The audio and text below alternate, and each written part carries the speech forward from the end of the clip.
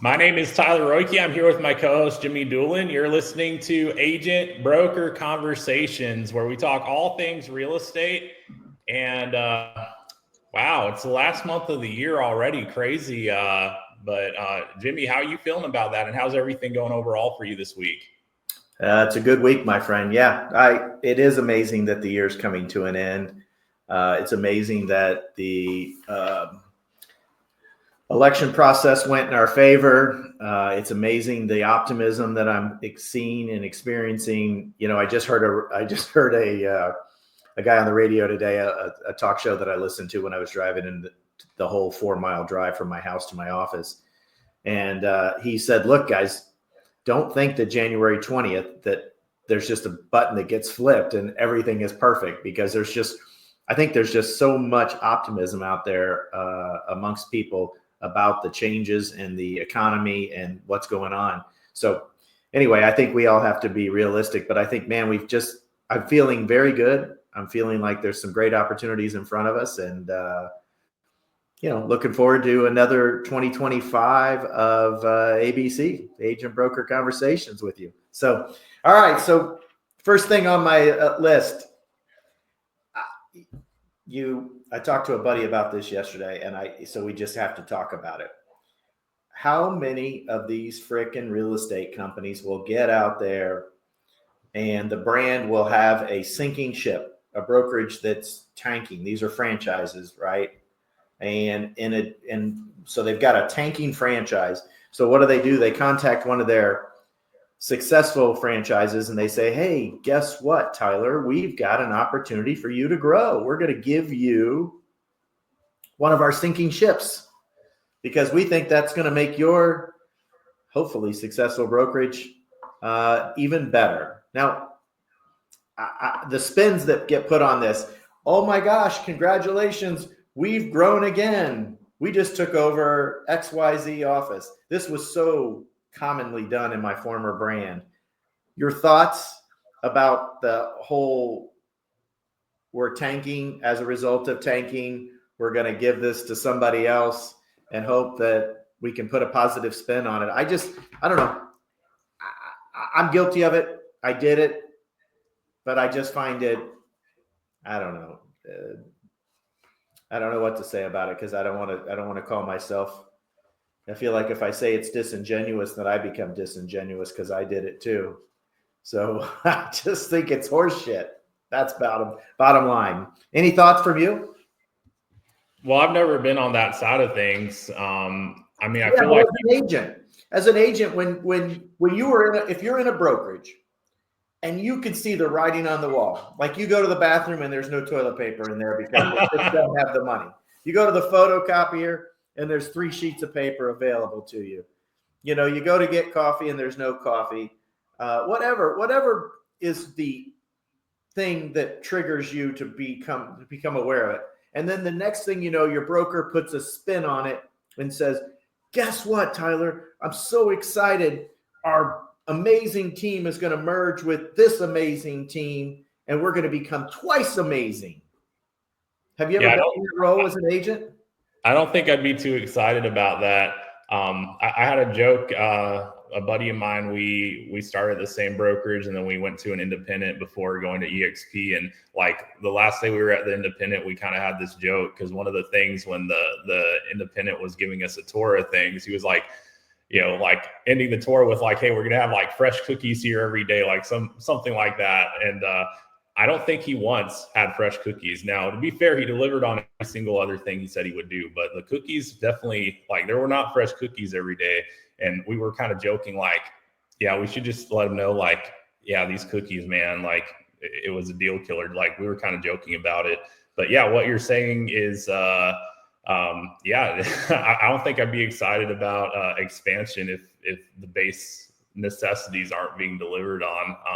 And I honestly, like, agents in that position, I don't know what they're doing. Like, if you're struggling with simple things that like aren't being delivered to you that you were supposed to have, like, that should be something you have a conversation with the leadership about and address it, hopefully. But if it's something that they're still failing to deliver on, and you see things happening that, I mean, might be beneficial to the owners, but you're questioning how and if it really is beneficial to you. I think that's a valid question to ask and assess. Well, the bottom line is we're free agents. If you bought into something, right? You bought into a company, a brand, a person, and then it up and changes on you. So, you know, I don't know. I just think that, first of all, I think that consolidation is going to continue. It is just going to, it's going to be a wave. But the only way, and that's why I think that the franchise model is just going to be so challenged in the near future, because, you know, when you look at the franchise model is based on a person, typically a really successful agent, right? Somebody who was really good, top agent in the office, and they have a couple great months and they decide, hey, you know what? I am so good that I'm also going to be the broker owner and I'm going to buy a franchise. But the problem is that then when their income is relied upon, when they're writing their checks for the brokerage, now their commission checks have to, because most of them still sell, those commission checks have to cover the expenses of the office as well as their household expenses. And that's usually where trouble finds itself into the scenario. I just think that as we look in the future, agents that are in these models are going to be at the mercy of whatever decision that franchisee makes. In other words, I was broker owner. I had 10 franchises. And so if I made a bad decision and we lost money, then I have to begin cutting services and doing things. If an agent vacates that franchise model and ends up with one of these cloud-based, where they don't have the franchise and the multiple layers of leadership, where they go straight from like at EXP, you go straight from EXP agent, right? It's an agent-centric company. When you go like that, now the agent avoids all that. Nobody else gets to change their destiny. They essentially, in the truest of forms, have their own business, have their own path, their own trajectory. They decide what states they're going to practice in, and they're not at the mercy of someone else who may or may not be in a great position. Mm-hmm. Yeah, it's yeah, I mean, I don't know, like, if anything, I feel like the strongest thing that these franchises have going for them is their established brand, because people know the brand. You know, it's something, they've been around so long. So that might be the one thing they have going for them. But ironically, we pay for that as agents. You know, you're paying that franchise fee, but it really goes to the owners. You know, and you're using the brand, but does that really help us get business? No, not at all. I mean, I think most established agents have certainly determined that it is their brand, it is their experience, it is their reputation that gets them their business. It is their follow-up skills. It is their database. It is not the brand of the organization they're associated with. All right, next question. Do you give a shit that At Properties was purchased by Compass?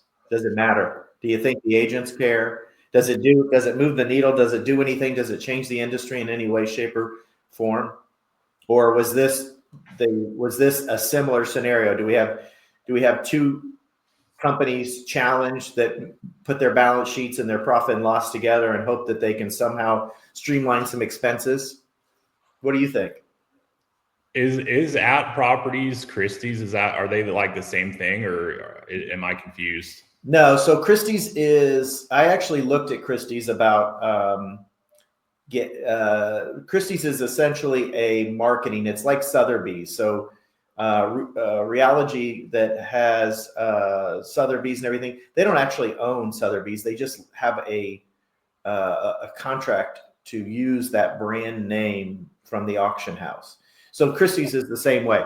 They've got a long established auction house brand, and what they've done is license that name and to generate additional revenue for Christie's. So At Properties Christie's was Christie's based out of Chicago? I know that's where I talked.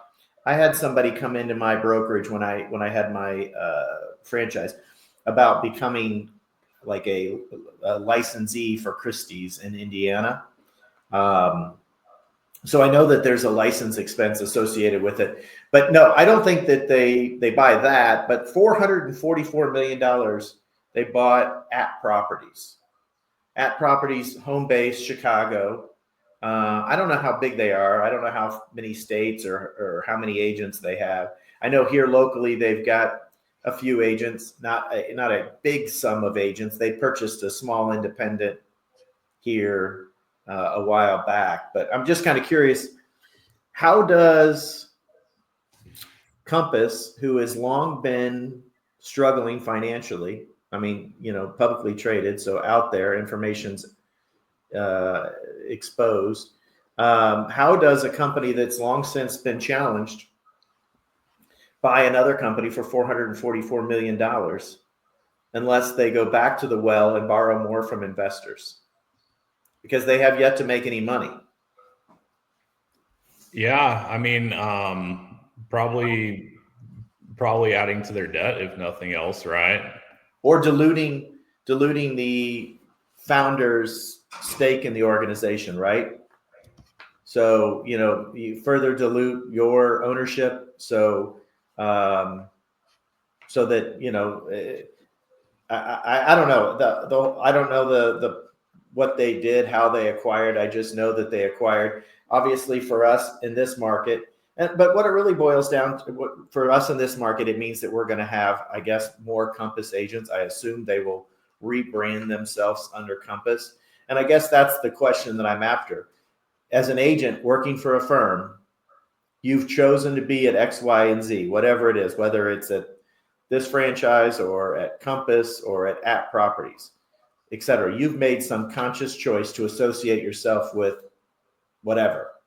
And then the rug gets pulled out and it changes. Now that change may be positive, may not, but it still wasn't a choice you made.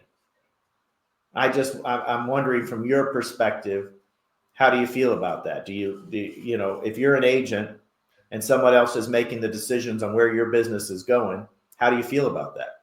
Because don't most agents see themselves as self-employed? Don't most agents say, hey, I own a real estate business?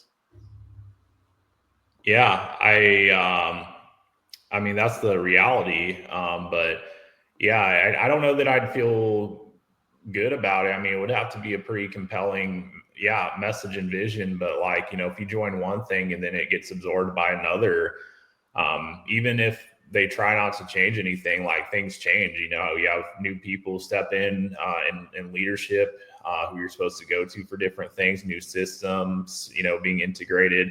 I think generally people don't like change. So when you're kind of forced into a situation of change like that, I don't think for most people that it's something that they really feel positive about. That's when you say that is the reality, that they own their business. I guess I'm pushing back and saying, do you own your business if tomorrow somebody else can change it? Well, you don't own the platform you operate your business on. That's how I would think in terms of what the brokerage is. It's the platform you're operating your own business on as an agent. So, I mean, you don't own that generally. So I don't know. I don't know. What do you own? That you own the contact list. Yeah, you own your book. You own your clients. So then the reality is you don't own a business. You own a contact list. You own a CRM. You own a database. And that's if your brokerage allows you to own your contacts. So want to look right. at So the reality is if you're with a traditional brick and mortar type real estate organization, then your company, for instance, here locally, we have an FC Tucker company. It's a local independent. They sold to Howard Hanna. So the agents really didn't own their business. They own their book of business. They own their database. But when Howard Hanna decides to rebrand it, The agent doesn't get to decide if they're FC Tucker or they're Howard Hanna. They're freaking Howard Hanna. So if Remax XYZ merges with Remax ABC and XYZ becomes ABC, guess what? They're no longer Remax XYZ, they're ABC. So they don't own that business, somebody else does. If you're with EXP, when you join, you partner with EXP headquarters, you become an owner, and no one ever gets to change your model. It's yours. You own the way that you market yourself, whether that is by your name, by your brand, by some team name, etc. You own that, and no one gets to move it, change it, etc. Yep. Yeah, from my perspective, it's the most agent-centric scenario. All right, so here we go. I'm going to get to some of our Facebook posts now that I've, gone through all that stuff. But I feel like the acquisition there, like to me, it seems like it's in line with what Compass has been doing over the last few years, which is grabbing market share. So that's kind of how I see that. As it looks like that's just another grab to grab some additional market share with the agents and the volume there. I know they've had other acquisitions, but it seems like that's what they're doing, is trying to grab as much market share as possible and then scale that up and figure out how to monetize it later. That's, to me what it seems to be. Well, and don't you think we're going to see a continuation of this consolidation? I mean, I just think it is. I think it is just the realities that it's going to continue to consolidate. And as a franchise owner, I could go out and sell the franchise, sell my brand and try to recruit people to join my company, which is what I did. But the reality is somebody else makes a decision that dramatically affects me and I don't get that final say. So I just think that we're going to see a continuation of consolidation. I don't know what hat's going to drop next. Somebody asked me the other day, what about Redfin? And I thought to myself, you know what? I haven't seen anything about Redfin in forever. I know that Redfin and Zillow both lost their asses on iBuyer stuff, buying up real estate. But I don't know how Redfin's doing as an organization. But the thing with Redfin is that the fee, there was a kickback on the commissions. Well, now with a buyer's agent, why don't I just, instead of getting a kickback, why don't I just negotiate with my buyer's agent that I'm going to pay them X, and maybe that X is lower than Y. You see what I'm saying? So the model that they had that made them distinctive in the marketplace no longer exists, because now the buyer agent's fee is negotiated between the agent and the buyer. So in past, the listing agent promoted a fee. The buyer's agent that worked for Redfin signed an agreement with the buyer that they were going to rebate them back a third or a quarter or whatever the number was, based on whatever the fee was that the selling agent listed. Well, now that fee is negotiated between the buyer and the buyer's agent. So how is Redfin, their model is no longer distinct and unique, because now any buyer can, quote, negotiate. If they can find an agent that's willing to do it for whatever they're willing to pay, then that means it's no longer unique. Does that make sense? Yeah, I haven't really heard anything about them lately either. So I haven't heard a word, but I just kind of wonder, because this change in NAR just flipped them upside down, I would think. Yeah, from the brokerage standpoint, yeah. All right, here we go. Poor lady was forced to sell because her home insurance went up 3x. Bummer for her, but great for me. Got my largest closing ever, 2.1 million. Man, I just don't think that's something I'd be out. That's really distasteful. I think so too. Let's see here. To even think that, I wouldn't even think that. Like, something's wrong with this person. I agree with you. What mortgage lenders allow loan officers to also sell real estate and allow them to be both realtor and lender on the transaction? I'm not familiar with which companies, but I do know that spring of this year, excuse me, I believe it was, or fall of last year, Housing and Urban Development did open the door for a lender to both be a realtor as well as a lender on government-backed properties. So anyway, I don't know which companies do it. Are you familiar? I mean, I know our company does. Like you can do that, as long as it's all set up correctly. I mean, they updated their policies to reflect that change you just referenced. Anyone use US HUD Co-op for lead gen? Is it successful? You know anything about that? Never heard of it. Me either. Can't really speak to it. Hello, I'm looking for, oh, this is an anonymous person. I'm looking for a brokerage. Well, that's not really a question. Ooh, here's one. How long are you waiting to get paid from your brokerage? A lot of us complain to each other about the brokerage pay time. Sometimes it's a week, sometimes longer. Longest 15 days. Ouch. Wow.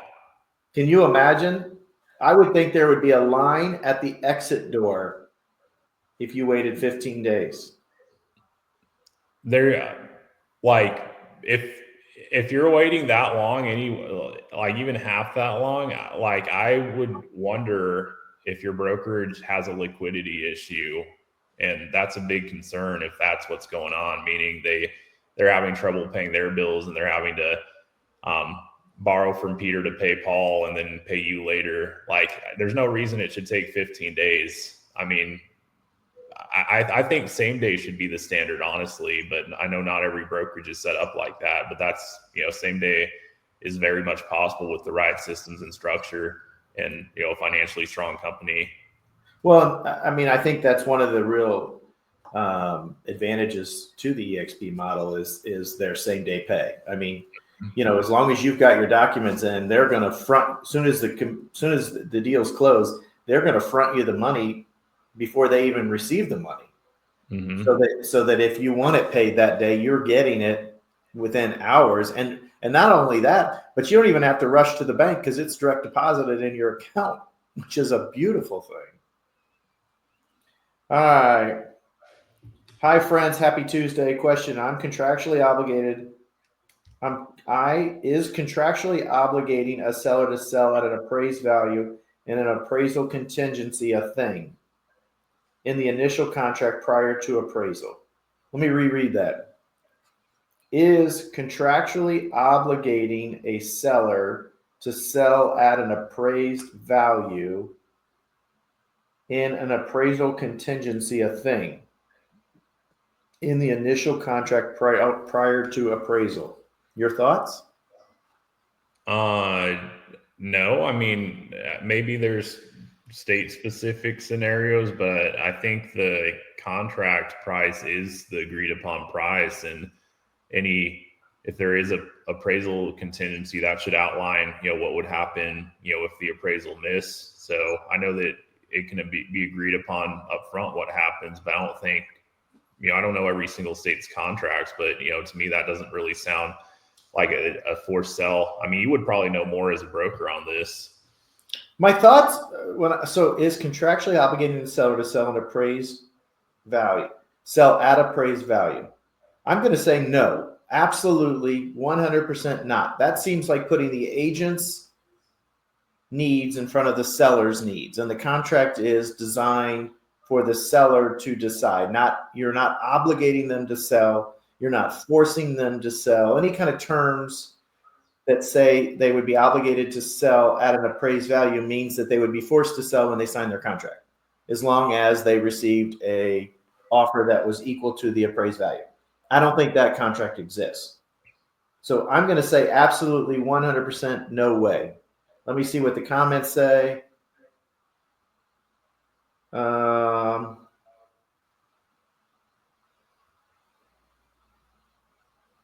So this person, no. Okay, so basically everybody else says no. There's not that many comments. There's only 3 comments, but the answer is no. No one else sees it that way either. Let's see here. Well, this is on that. This is on the merger from Compass and App Properties. It says thoughts on the big brokerage acquisition. It says the #1 brokerage by sales volume just acquired the 8th largest. I don't know that those numbers are accurate. I don't think that. I mean, maybe they deal with like higher price points, so I mean they could be up there on sales volume. Look at so this person said, look at the financials on Compass on Google Finance, Yahoo Finance, and Finvits. They are terrible. Why anyone would join that brokerage unless they got paid a lot of money to join is insane. 20% on every transaction they take with no cap. Wow. Did you know that? No cap. 80-20 no cap. Yeah, that's a lot of money. Yeah, that makes sense. I've heard of some people paying a lot to Compass, so that makes sense that they wouldn't have a cap. And then somebody responded back, I love Compass, been with them several years. Their tech platform is the best and helps you get more business. If you haven't experienced it, then you would have no idea. Compass rocks. Okay. Not sure about 20%. I have been with them 6 years and never have I paid 20%. So maybe the 20% is not an accurate comment. Well, I think some people have special deals with, kind of how they got them there in the first place. Yeah, that's one of the things that I can't stand is when everybody's got a different deal. Let's see here. My client wants to see 2 properties where the seller is not offering a buyer agency compensation. How do I handle this? Well, golly gee. 741 comments. Let's start with how do I handle this? You need to put together a value proposition and a buyer presentation, right? That or get out of the business. Well, hey, there's a good answer too. I like that answer as well. That's short and sweet. I like that part of it. But seriously, these agents that haven't taken a minute to put together a buyer agency presentation and show their value, they're ridiculous.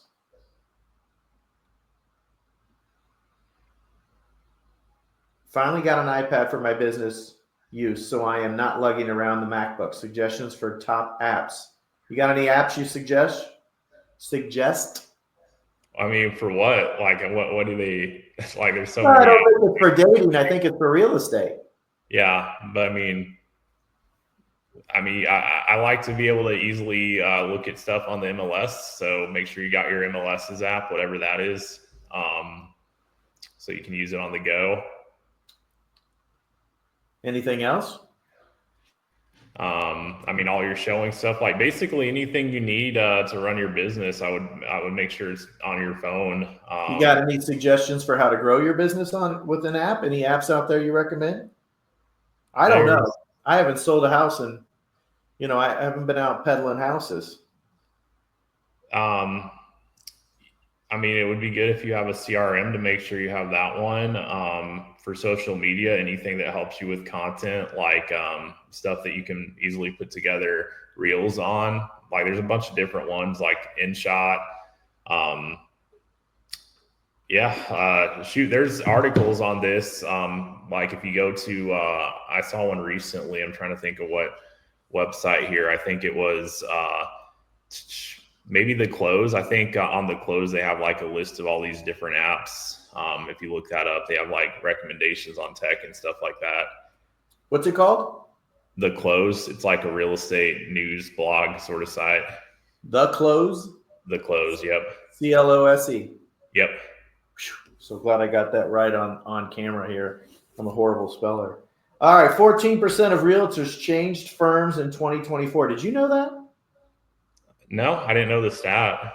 You think that's a consistent stat? Like that's what it. First of all, how do you get a stat for 2024 when 2024 is not over? There's my first question. But even beside that, So 14, it says 14% of realtors changed firms in 2024. Why do you think so many changed brokerages, and which brokerage is the best? I guess my first question is that an unusual number, or is that fairly consistent? I mean, I would believe it. Yeah, I'm not sure what the regular. Do you have access to Google right now? Yeah, I can look it up. Google, how many agents changed real estate firms in 2023? Because there's 1.4, 1.5, something like that million. So that means 150, about almost 200,000 people moved firms. Holy smokes. Yeah, so about 2023, actually it was from June 23 to June 24, about 10% of agents changed. So it's if you exclude non-producers, then it's 14% of active agents. So yeah, the 14% number, that's 10% excluding non-producers, 14% total. So 14 total, 10% of producers. Mm-hmm. Wow. I didn't realize that it was 10% of the agent population. All right, here's one. I don't even know the answer to this, but I saw this yesterday and I didn't get time to look it up. It says EXP executive jumped ship to join LPT. That sounds like some sort of protected class. I was going to join, but now I'm reconsidering. First off, what executive move? Do you know? If that was recently posted, he's talking about Jeff Whiteside, who was the former CFO of EXP, but he actually resigned. Like, he didn't leave EXP and go straight there. Like, he resigned. He steps back from EXP. This was months ago, so this was something. It wasn't like one to the other. Like, he effectively retired from EXP, and then months later, it's announced that he's coming on with LPT. But what I say in terms of that is, like, why like, you're talking about corporate employees, you're talking about corporate leadership. Like, these are agents in the firm. Like, there's a completely different decision process if you're like a corporate executive, if you're on the company's payroll leading a department of the company. Like, that's a different decision-making process than the value proposition to an agent. Like, completely, like, you're talking about a career, a corporate career versus an agent career where you're running your own business. Like, they couldn't be more different things. Sure. But so the CFO retires from EXP. Is that what you're telling me? Yeah. And he retired very nicely. This year. Really, really well. In fact, I know Jeff. He's like, I'd say he's a solid guy all around, but I'm sure he's doing probably what's best for him in his career. Right. That's what I look at that as. Is Jeff a young guy, old guy? I don't know him. He's older. And since I'm older than you, what the hell does older mean to you? Shoot. Yeah. I want you to taste leather real quick. I'll say like 60-ish. I might be off a little bit, but I'd guesstimate 60-ish. So 54 is not older than just 60 plus. Yeah. I got 6 years till I'm older. All right. If you lost all your leads tomorrow, what would be the first thing you do to get a deal in the next 30 days? Man, these are my kind of topics. What say you? Read the question again. If you lost all your leads tomorrow, what's the first thing you do to get a deal in the next 30 days? First thing I do is call all the people that have raised their hands most recently. Call every single FSBO, call every single expired, canceled if that's applicable in your area. And shoot, if you want to go the extra mile, call the old expireds, drive around town and look. Like, it's crazy how many for sale by owner signs there are out there where they're not even on the internet. But that's, shoot, if you see one of those, that might be something that no one else is calling. And those are all the now business right there.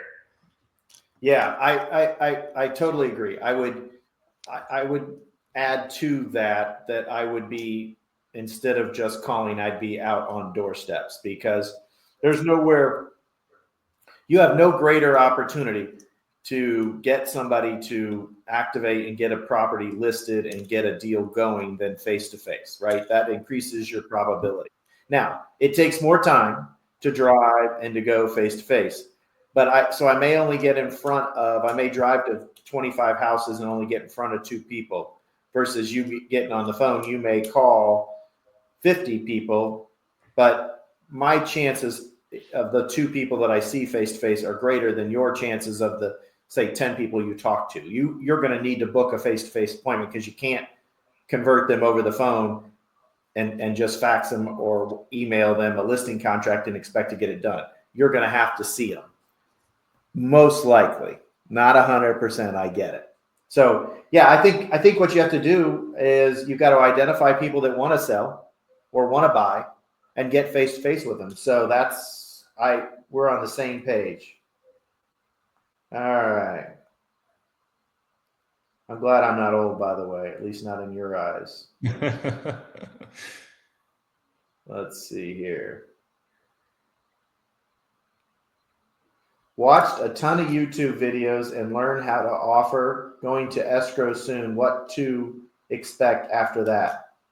Something to do with inspections. Holy shit. That's just scary right there. Something to do with inspections.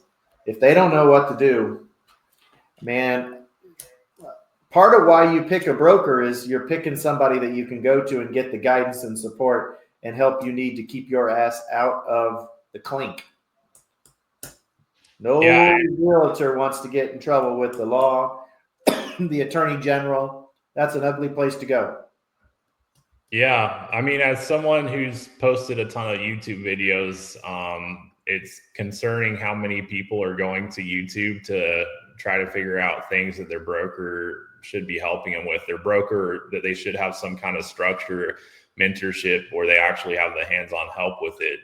A lot of people are going to YouTube, I know, based on the comments that people ask. And like, I see so many comments, I'm like, that's a broker question. Why are you asking some random guy you found on YouTube this broker question? Like, that should have been part of like why you aligned yourself with that broker. And if you're not getting that kind of help, I would seriously reevaluate whether you're at the best possible place to be running your real estate business. Amen. All right, I got 2 closing ones. First one, what is your favorite real estate books, etc.? Book or plural books? Oh, there's so many. Yeah, I've got like a whole list. One of the first ones that comes to mind for me is Atomic Habits. And I'm trying to think of what else. What comes to your mind? So the very first book I ever read in my entire life, and I don't just mean, I'm not excluding school, right? I wasn't a star student. So again, 2-time community college dropout. Very first book I ever read was The Art of the Deal by Donald Trump. That's the book that got me in real estate. So I gotta give that one, because that one somehow motivated me. Not only did it motivate me to actually read, but it motivated me on what direction to go with my life. So I got to give props to that one, because honestly, I sat down on a Friday. I remember it was a weekend. I sat down on a Friday or a Saturday and I read it until it was over. And then I walked into class and raised my hand and said, I'm out. I'm done with college. I'm moving on. I'm going to sell real estate. So that's my first one. I have read all of Robert Kiyosaki's books. I like his books. I like his opinion on real estate. I like the cash flow model. I like what he says and what he shares in those books. So I found them to be really interesting. Right now, I'm reading one on, let me tell you this book I'm reading. This one I got from a buddy of mine who's at Real, and they had this guy as the speaker at their convention, and it's The Power of Unwavering Focus by Dan Dapani. I'm really enjoying that one. I just read Untrapped Freedom. That one's pretty good. I mean, I listen to a lot of books on whatchamacallit, Audible. Yeah, and I'll add. I like the Slide Edge a lot. And then I'm trying to think. Here's one that's really phenomenal for real estate agents. Exactly what to say for real estate agents. So exactly what to say, because that's a series of books. They have them for different people, but there's one specifically for real estate agents, and someone who's really sharp with real estate collaborated with the author on that. Phenomenal read. It will help you a lot with your conversations with people. And I'm trying to think, there's one I'm trying to think of that I read that's really phenomenal. I'm like blanking. I read I read and listen to a lot of books, and sometimes I can't think of the titles. I'll probably come back to that. I'm looking through my reading list here, but there's something else. Where is it?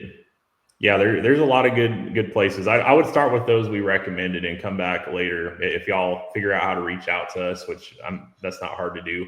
No, not hard at all. Hey, by the way, we need to share. We've launched our podcast. We've got it on TikTok.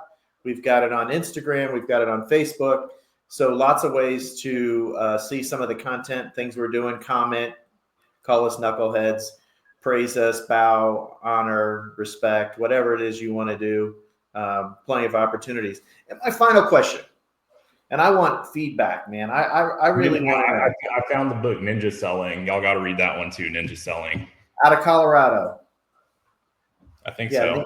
Ninja Selling is a group out of Colorado. I've been through that program. Yeah, they're based out of Denver. Great program. Great people. They do a really nice job. I agree with that 100%. All right. So maybe that's going to be your answer. I don't know. This next question. My next question is, who's the best real estate coach?